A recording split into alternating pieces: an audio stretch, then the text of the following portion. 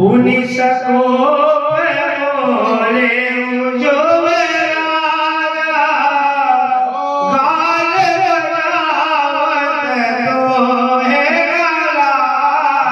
आज रावण से अंगद जी कहते हैं, हे रावण,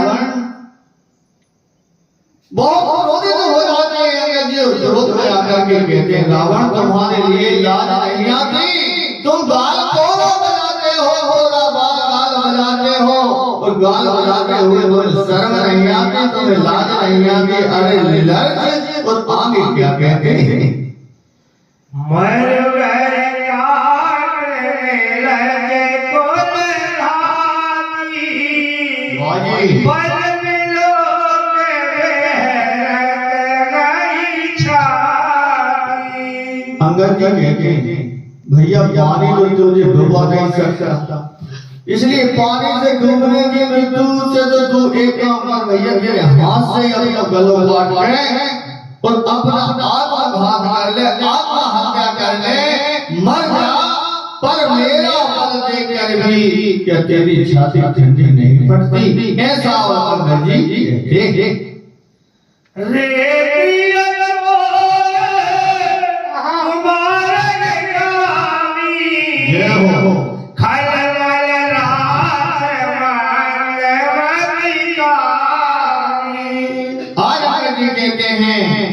अरे परिस्थितियों का गमन करने वाले, परिस्थितियों को चुराने वाले, अरे कुमार पर चलने वाले, अधम नीच राक्षस, अरे दुष्ट, हे पाप की राशि, हे मद बुद्धि और कामी। आगे गोस्वामी जी और लिखते हैं, सन्न पाप जल पसी दोरे भय सिजवाल वस खल मनुजा। संत पाप तीन ही भाइयों से जो प्रीति करने लगता है उसे संत पाप हो जाता। काम क्रोध मद लोभ सब नाथ नरक के फन।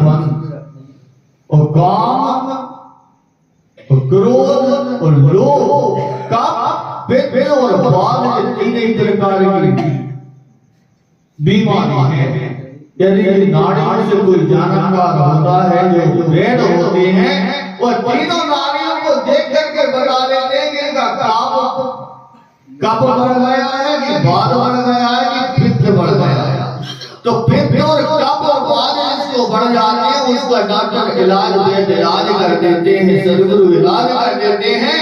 मतलब ये कह रहे हैं कि तीन प्रीति करे जो तीन भाई तो उपजय संत बात दुखदाई। तो यहाँ गोस्वामी तुलसीदास जी कहते हैं कि अंगद जी जान रहे हैं, अंगद जी कह रहे हैं भैया तू एक चीज से बीमार नहीं है, तेरे पास तो तीन ही प्रकार के रोग हैं। और मुझे तो ऐसा लगता है कि सन पात जयो पसी दोरवाना।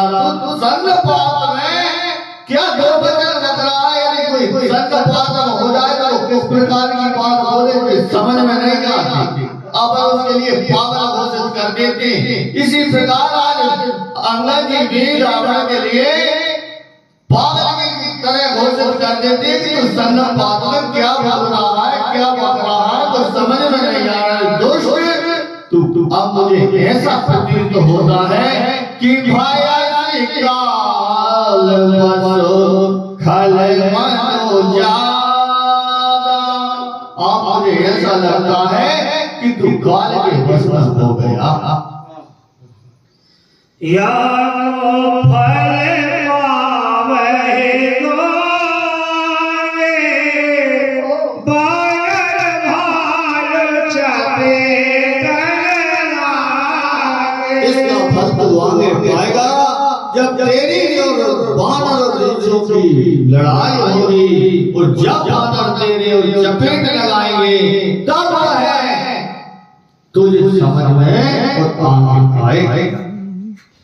राम मनोज मोहन शिवानी गिरहि कतव रसनाया विमान। आज आगे जी कहते हे भैया रावण, हे राक्षस राज, तुम परमात्मा श्री राम जी जो साक्षात जगदाधार जगत नियंता परमात्मा हैं और उनके लिए तुम मनुष्य कहते हो। राम मनुष्य बोले से वाणी और गिरे न तब रसनाए अभिमानी। अरे मूर्ख, तेरी जीभ क्यों नहीं उतर कर गिर जाती? कि गिरे हरि सिंहासन से आई। जय हो। सिर समेत समर मही माई। आज भगवान बोले राज कहते कि अंगद जी से कहते हैं, हे पार्वती, अंगद जी कहते हैं रावण से कि तेरी जीभ अकेली नहीं गिरना चाहती। ऐसा लगता है कि जब परमात्मा श्री राम जी अपने बाण से तेरे सिर काटेंगे तो सिरों के सहज ही याद आएंगे। सिर काटेंगे तो जीभ को काटने की आवश्यकता नहीं पड़ेगी। जब सिर गिरेगा तो उसके साथ में जिज्ञा भी गिर आएगी। सोनर क्यों दशरथ जय हो। बारी बधो जहिए सर। जय हो। बीसहु लोचन धिग तव जनम